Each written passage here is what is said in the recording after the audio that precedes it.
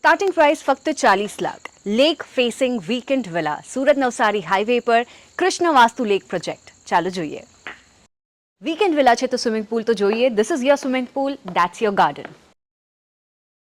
O wow, this is your TV unit. Colour scheme બહુ જ outstanding છે. Spacious living area.